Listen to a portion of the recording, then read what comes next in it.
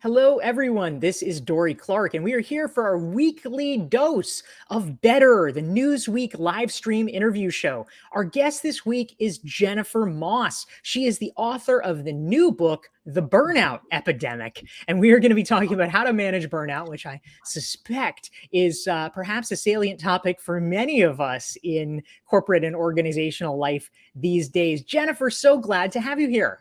It's so great to be with you, Dorie.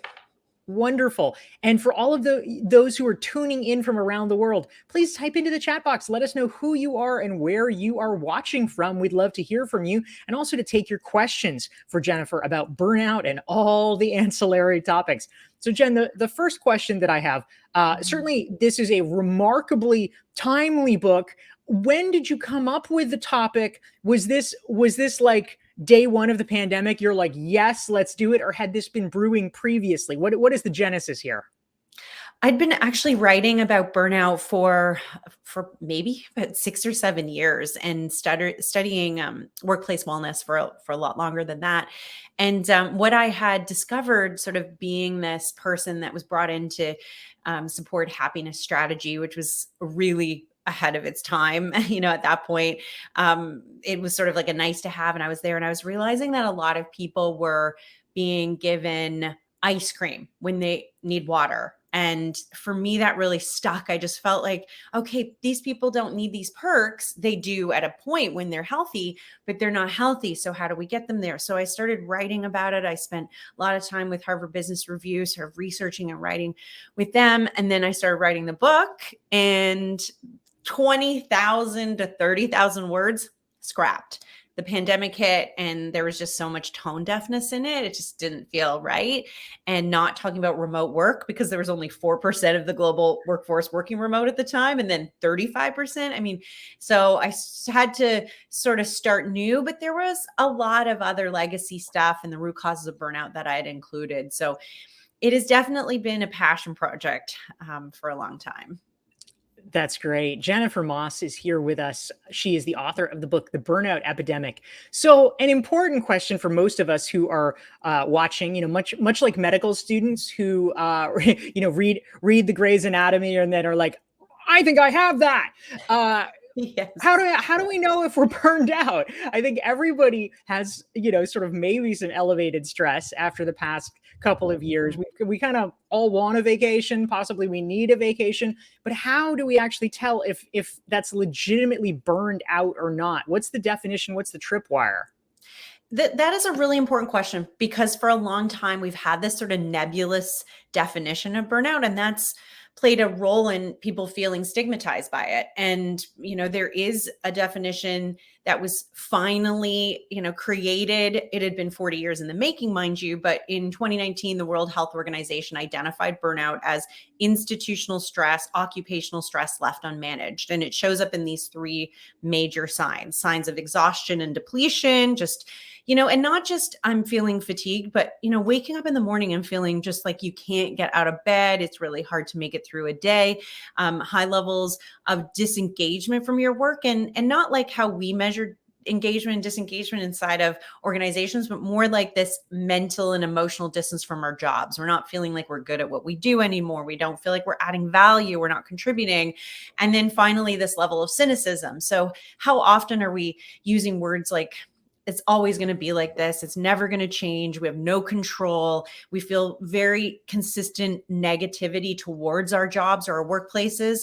And if we're feeling this like 2 or 3 times a week or more over time, that's when we start to be at risk of burnout. And there is a difference between symptoms of burnout and hitting the wall. When we hit the wall, that is when we need to seek out support, therapeutics, pharmacological supports potentially, and other types of professional, mental health support. So that's the difference. And we could be feeling these symptoms and then be okay, but it's when we really feel all of these in tandem over time and it's not getting better, that's where we're really at the potential risk of hitting that wall.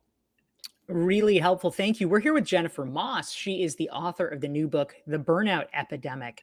And I'm Dorie Clark. We're here with our weekly interview show, Better, which is sponsored by Newsweek. If you're enjoying the conversation, hit the like button, hit the share button so your friends can benefit. And we want to make sure to greet some of the wonderful folks who are tuning in from around the world. We have Kristen joining us from Philly. We have Oana from Athens, Greece. We have Haley from Dallas. Sylvia is joining us from Nigeria. We have Diana from Portugal. We have also Diana from South Carolina. We have Bauna from India. We have Shay from New Hampshire. Renee is joining from Costa Rica. Dominique from New Jersey. We have a LinkedIn friend from Ohio State. We've got Susan joining us. We've got Jenny from New Hampshire. And Larnie is joining us from the nation's capital. I love it. We're so glad to have all of you here. We're taking your questions for Jennifer Moss. She is an expert on burnout. Jennifer, something that I was fascinated by in your bio is that you are a member of a United Nations committee that is studying global happiness and looking at the most and the least happy nations around the world. What have you learned from these experiences, and where should we all move? Yes. Yeah. Well, Finland, the Netherlands, Sweden, we're always looking at these type Norway and, places where it seems like there's a lot of social supports. And we've also found that there is a lot of options for our political leaders. It's interesting. That's a big part. Trust in government plays a massive role in whether we're happy. Obviously, there's less gaps and economic disparities, and those are really big ones. But, the work that the council does is really try to look at, the United Nations Sustainable Development Goals when it comes to well-being, and think, how does this all play a role? And for the World Happiness Report, I contributed to the workplace section of that and looked at just what is it about systems inside of organizations that are healthy and how that contributes to their communities, but also globally. When we start to have more conscious capitalism, when we're starting to think of doing good and producing good products and having ethics behind how we think about, the way that we build really exciting innovations with mental health, well-being, with humans at the forefront. That is really what we're trying to get across, and realizing that you can be extremely successful, have great shareholder value, stakeholder value, your customers are happier and your employees are happier by doing that kind of human-centered effort. It doesn't mean that you have to, that's an expense. That's a nice to have. It's actually something that tangibly brings results for a lot of organizations. So I'm hoping that this realization that when we have burned out people, that it has a massive impact on attrition and bottom line issues, that maybe we'll start to move this thinking into the right direction. That's great. Thank you very much, Jennifer Moss. She's the author of the book, The Burnout Epidemic. We also wanted to say hi to our great friends tuning in. Raul is joining us from Miami. We have LinkedIn friends from Houston and the Bay Area. Deborah's in Fayetteville, Georgia. Cheryl's in Minneapolis, St. Paul. Sushma is back from India. We've got Thais from Sao Paulo. We have Donato from Mexico. Rebecca from Chicagoland. Alicia from Oakland. We have a LinkedIn friend from Sri Lanka and Aline from Brazil. We love having all of you. We're taking your questions. And a great question came in from our LinkedIn friends, Jennifer. This is long, so I won't put it on screen because I think it would block your head. But it's a fantastic question. And the person wants to know, they say the idea about the lack of autonomy being a contributor to burnout really resonates. And so this person wants to know, if you're a leader and you've been pretty autonomous for a while, how can you sort of put yourself in the shoes of employees that may not be experiencing this? How can you actually become a better leader and remember what it was like back in those days before you had a lot of autonomy as a leader? Do you have thoughts about that? I have so many thoughts about this. This is something that I feel very strongly about. It's interesting because, lack of control, lack of autonomy is one of the 6 root causes of burnout. And what I was writing pre-pandemic was about how we need more flexibility, how people need to be able to have, the access to work remote. And then obviously, that shifted in the pandemic. So now it's about people still need that ability to kind of work when and where and how they need to work. There's a lot of focus right now on, on process, because a lot of leaders had to switch from, management by walking around to having to be remote. And there's this big lack of trust, and it created micromanaging. It created this sense of having to, control people's workflow. We've seen an increase in bossware, where people are, watching other people while they're working. So something shifted in the pandemic, and it reduced that trust, which is really playing into burnout. And so we need to recognize as leaders that we invested time, money, in attracting these people and developing this talent. And we need to make sure that we're giving them the space to get to where they need to go within their own process. We shouldn't care if people are sprinting or crawling over the finish line. It's about them getting there in their own way. Because if we start to take away people's intrinsic motivation, I mean, that's it. They're gone to us. So it's about saying, okay, let's create more shared goals within the team, so that we can help each other get to those goals. And also, when there's individual goals, have them map out how they think they want to get there. If you need to know what's going on, have them make that, those decisions for themselves. And it's all about hitting goals. It's not about the way that they get there. So more, expectations of what, you want to see in the end, and then giving that freedom to people. It's also about job crafting, which I write about in the book, this idea that, stop giving people that sort of description of what they're supposed to do in the day. It's about them feeling connected to the mission. Maybe it's telling them stories about what their job does for the final product or the stakeholder, the shareholder. What's the impact that they make every single day in what they do, and give them that agency to be able to get to where they want to go based on that motivation and those sort of shared inspirations to get there.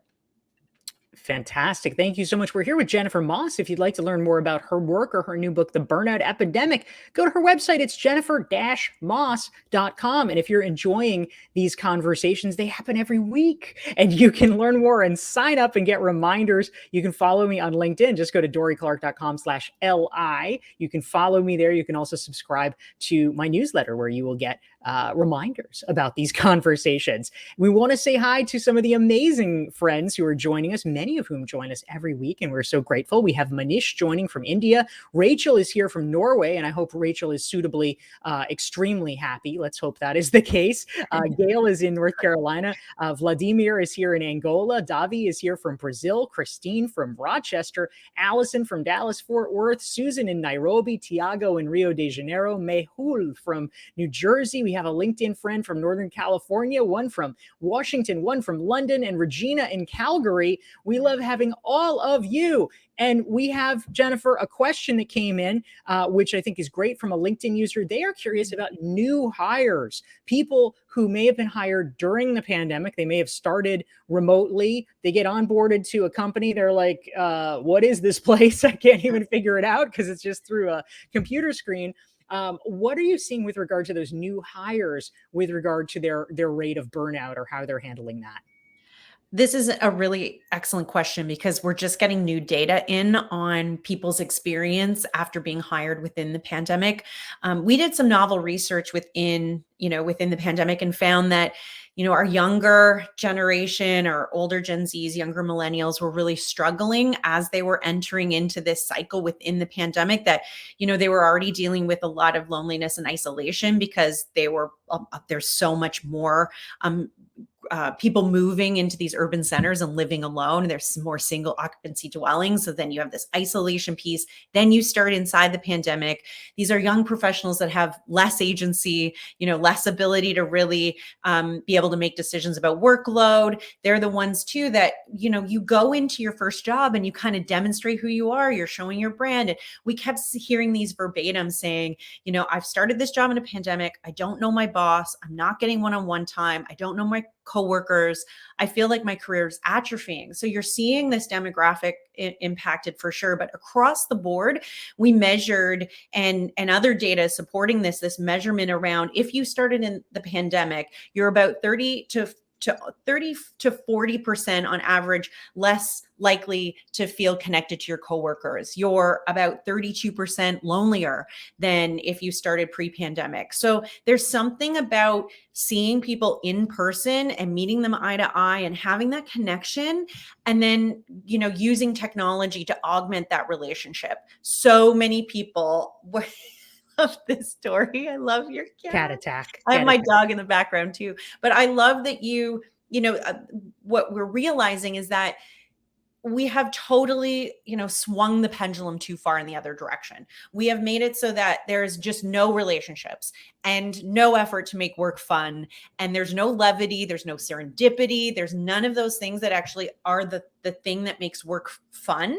And it's kind of like going to school and only studying math and languages all day and never getting recess and never getting, extracurriculars or gym and that's missing. And so we need to sort of swing the pendulum back in the middle a little bit, where there's flexibility, there's the option to have remote work. But when we are together, forming those relationships in that time together, instead of just going into the office, spending more time on Zoom, and then going back home to do the same thing. Use the time in the office to be very strategic about building relationships. And that, I think, is going to really help that group that's feeling sort of left behind or lonely, because productive working relationships is a huge factor in company success.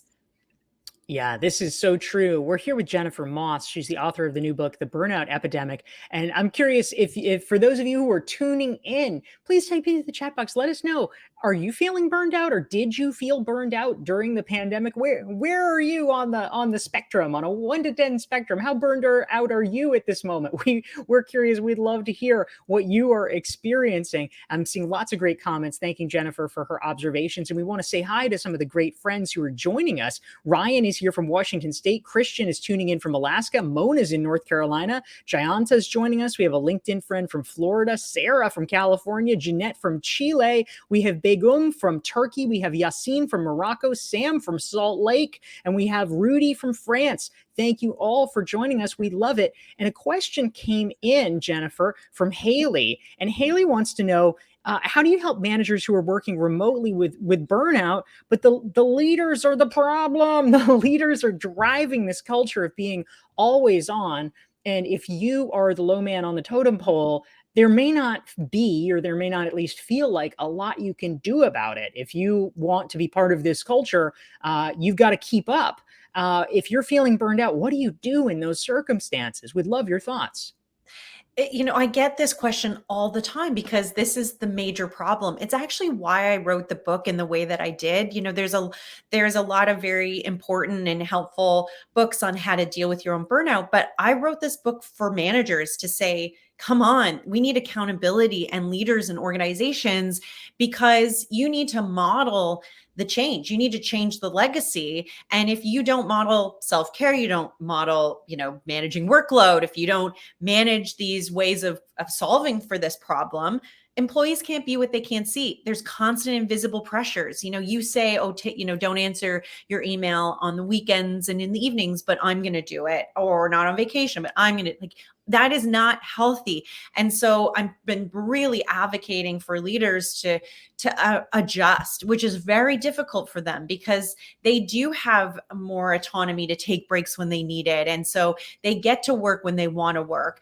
And yet they have to really walk the talk. But there are ways that we can start to think, even as coworkers, we can make pacts with each other around right to disconnect, send laters on our emails. We can make sure that we have really strong etiquette about meeting, having that conversation with our team about how do we politely decline attending meetings. We're meeting 252% more in this last year. So there's just so much over collaboration. How do we make sure that if you don't need something urgently, you just add something to the email to say, hey, I don't need this right away. This is when I need it. Is that acceptable to you?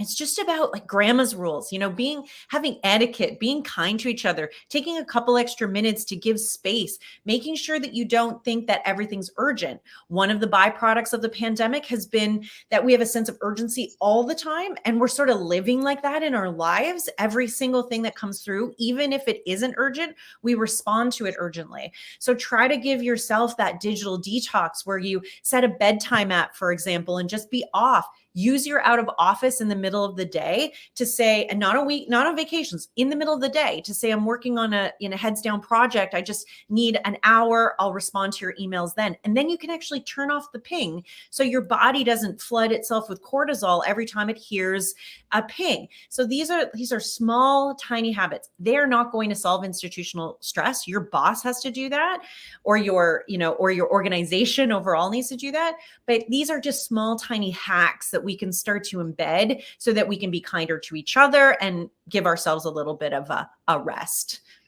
Really useful. Thank you very much. We're here with Jennifer Moss. She's the author of The Burnout Epidemic. You can find out more about her and her work at jennifer-moss.com. And we are here every Thursday at noon Eastern, 9 Pacific, 5 o'clock in London, talking about how to make your life better. I'm Dorie Clark here for Newsweek. We want to say hi to some of the amazing friends who are tuning in and joining us from around the world. We have so many great folks. Sandra is joining from the Dominican Republic. Bruno from Mozambique. Engi is here from the Philippines. We have Bree from Knoxville. We have Annette from SoCal. And we have India from Orange County. And we have many more folks joining us. Thank you so much. And great questions are coming in. A lot of people are really resonating with this, Jennifer.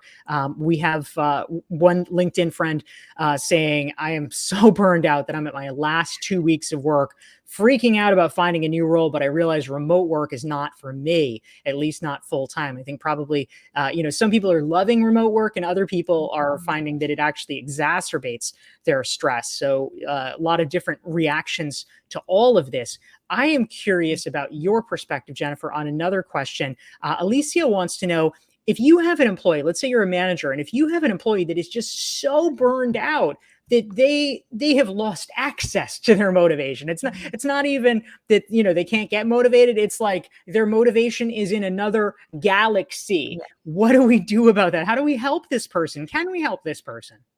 That person probably needs some additional support. And the thing is with managers, and just human beings, we have this sort of discomfort in approaching someone that we know is going through something. And so I've been really advocating across the board for every individual and in organizations to take a mental health first aid course. It's really great if you're a manager to be able to handle certain situations and be able to have conversations and know, what body language you use in these types of conversations. But we also aren't supposed to be mental health professionals. We're supposed to be mental health conduits. So research up on maybe some tools that you have available within your organization. Is there anything in your employee assistance program that maybe could support? Is there something that's within, your ability to be able to provide that time and that space to get healthy? Having a conversation with that person to say, I want you to spend, even just a couple days really writing down what you think is causing your burnout. Is it workload? Are you dealing with other types of pressures? Is it difficult? We saw a lot of women disproportionately impacted by the pandemic because of the juggling of so many other demands. And is it that you can't separate? Is there no bifurcation between your work and life? Take some time and just really journal what you think is going on. And then let's come back and have a conversation about it and maybe come up with some solutions for how I can support you better. I don't know how to help if I can't, really figure out and get to the root of what's causing you the stress. So have that conversation and it starts the ball rolling, but making sure in the meantime that you're getting as much information about what may be able to, what may be a good solution from a mental health support standpoint. And, if all else fails, we do need to make sure that that person gets time to recover. When we have hit the wall, I interviewed Dr. Marie Asberg, who is based out of Switzerland, and she is incredibly, involved in just what does the therapy look like for those people that have hit the wall. We can look at recoveries that take almost 18 months to 2 years because it takes about 2 years to get to that wall. It can take 4 months to 18 months to 2 years to recover. And we only get that with with therapeutics, cognitive behavioral therapy, peer support, family support. So if it really is at that point, don't let it go on too long that we're not addressing it, because it could mean that that person is not just intrinsic, like lacking intrinsic motivation. They're gone. You've lost them permanently from your team. So if you really want to keep that person protected, then that's kind of the avenue you have to take. That's a great point. Jennifer Moss, she's the author of The Burnout Epidemic. We have amazing friends joining us. We have Phaedra from Connecticut. We have Gabriela from Uruguay. Juanita is joining us from Colombia. And we have Mayur joining us from Pune, India. We love having all of you. And Jennifer, a question that I'm curious about. If you were advising a kind of low-hanging fruit activity for all of us, I mean, theoretically, the pressures are intense enough these days that any of us might become burned out. But if let's assume for the sake of argument, we're not in a dire situation now, but like everybody else, we're kind of a generally stressed out professional. What are one or two things that we could bake into our routines and our schedules that would serve as a prophylactic measure to make sure we never get to that wall, as you were describing? This is really important. A lot of my earlier work, and I wrote the book Unlocking Happiness at Work, and it was all about the idea of psychological fitness and the neurosciences of happiness. It's about neuroplasticity, and in organizations about tiny incremental shifts over time that make the change. It's not an overhaul. And we can do that as well. I mean, it's how we build up the habit of, putting our seatbelt on, brushing our teeth, basic hygiene stuff. It should only take a couple minutes. But what I highly recommend, if you're just feeling like, this sort of chronic stress and you need a little bit of breathing room, I keep reminding people that there's this great hack that we can have in the brain, and it's all about priming. This idea that there's things that we recognize out in the world, and it stimulates a memory or thinking, like walking past the movie theater makes us think of popcorn. We have to create these primes in our day. So making sure that if you're not maybe taking those breaks every hour like we should, I would say, if you can, you should. But if you can't, make 2 times in the day where you take a very specific break. It's calendared. I know there's a lot of things that will drop it off, but if there's a way that you can create one time of the day that's very specific and routined, it could be before or after work, whatever that is, but it's that space of 10 to 15 minutes where you are always consistently doing what I call like a frivolous 15. It's not supposed to be frivolous. It actually gives you so much recharging. But it is like 15 minutes, go for a walk at the exact same time every day. Maybe it's at the end of the day, change into home clothes, get out of the day clothes and go into home clothes. Mr. Rogers strategy. I like it. It is very much a prime. I mean, it's this psychological benefit to say, okay, I'm done my day, especially if you're remote, and now I'm going into my other part of my world where I'm wearing these clothes that are different. So it's creating these primes where what happens over time when your brain starts to believe you that you're actually taking this same, break every day, it starts to actually do this cool thing where you get sort of this increase just leading up to it of these healthy, relaxing hormones and chemicals that sort of flood your body. And it says, okay, it's relaxing time now. So you're getting this additional benefit of your body preparing for rest. So instead of it being like constantly triggered all the time, which is unsustainable, it creates this space and this flow where you can then get some time. Then you can feel a bifurcation between work and life. You feel these benefits of that chemistry. And then you're doing something in that 15 minutes that aren't related to anything with a goal. It's about maybe sitting out on your front porch and being bored for 15 minutes. Maybe it's reading a, magazine or reading a book that is not work related. It's just a nonfiction or fiction book where you're just, enjoying yourself. Maybe it's taking a bath. Maybe it's just sitting outside and looking up at, at the sky. Whatever it is, it's about doing something that just gives you a peace of mind, 15 minutes, and then you can go back into the rest of your life. These things really do help you get that space that you need. And that, like, it sounds like it's so oversimplified, but there's so much great neuroscience that backs up why we should be doing it like this.